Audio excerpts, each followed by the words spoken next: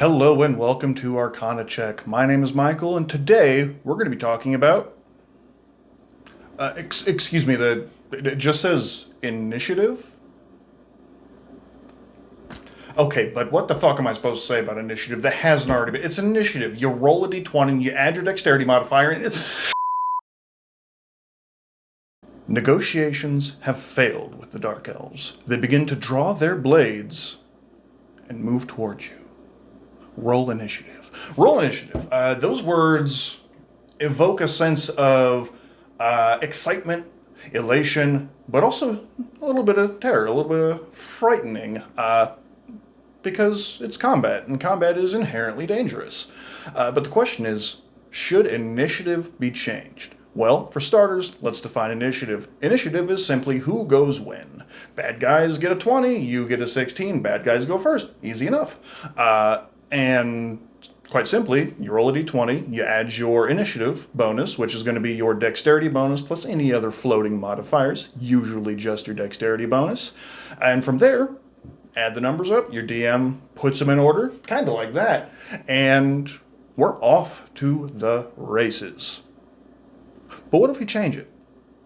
A common house rule that I've run across is the idea of group initiative, in which instead of varied good guys and bad guys, you simply have a group roll where one person rolls for each group, bad guys and good guys, and then it looks like this. If the good guys go first, it's all of the good guys. If the bad guys go first, it's all of the bad guys. And I very much think that this is a terrible method to use, and quite honestly, it's used a lot by new DMs just as a way to not have to worry about bookkeeping, which I respect, used to do it too.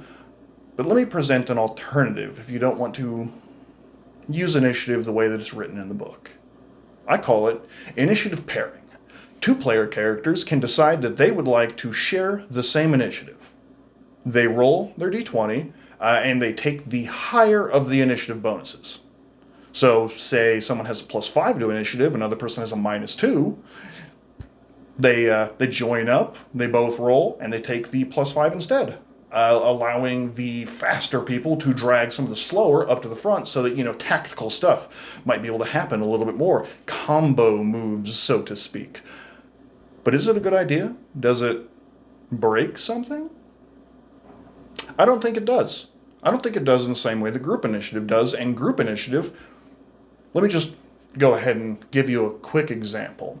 Let's say that there is 6 hobgoblins and 4 player characters. Well, for starters, the 4 player characters, if they're below 5th level, likely don't have a second attack, and so the action economy is weighed against them. So this is already going to be a difficult encounter. Okay, roll initiative, and 3 out of the 4 party members, their initiative bonus does not matter. They simply use the highest initiative bonus, and it kind of sucks. And it kind of sucks, especially if, the DM says roll initiative and one person rolls and they use their modifier. Might be smaller. But I think the group initiative robs the game of drama, of having the enemies interspersed throughout the initiative order and creating a sense of, oh no, the golem is going next. The fighter is down in front of him. How are we going to fix this? And it creates a sense of tension and fear and strategy, because now they're thinking about how to go about it. With group initiative, it's simply the bad guys go first, all of their attacks go at the same time, which, admittedly, according to the Dungeon Master's Guide, if you, say, use only one type of enemy, you group like enemies. So say you had 3 hobgoblins and 3 hobgoblin, say, warlords, or some normal goblins, just interspersed throughout there. Doing group initiative, you're suddenly going to have an instance in which you can have a party member be downed and killed, same round, absolutely nothing that they can do because the enemies just flood forward, and almost feels like it robs the player of drama, of excitement, the tension, because they're just sitting there going, okay, the goblin runs up and stabs me. I'm already down. That counts as 2 failed death saves. Now I'm 1 away, and oh, there's another goblin. Still has advantage because I'm prone and unconscious, and now he's killed me. Kind of sucks. Which, admittedly, that can happen when you group together like enemies, but it happens a little bit less because you don't have to worry about every single enemy going at the same time. And it also creates a sense of the players, the player characters, they're all different people. They all go at different times. The cleric with a -1 to dexterity wearing a set of chainmail is almost always probably going to be low on the initiative score order, which for a cleric, not necessarily a bad thing. You see how the round plays out, and you get the opportunity to disperse out some healing, or if everything's going fine, maybe a little bit of damage, maybe a little bit of a Tempest Cleric Call Lightning, a very fun spell, but not the topic of this video. Initiative. It's a good time. It's combat. It's speed.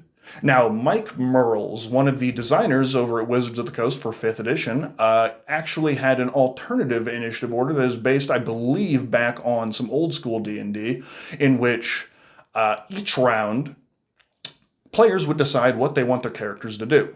And depending on what it was, they would roll a different die for initiative. Say a wizard was casting a particularly complicated spell, his initiative die may be a d10 or a d12.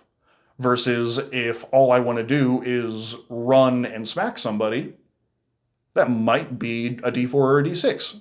I might be going really fast just because I don't have to worry about it. Now, of course, that doesn't take your initiative bonus into account, which you'd think, okay, so I would, with that, it's going to be opposite. So maybe, you have to subtract, which is already weird, and you're already changing things in a way that the players are going to be confused.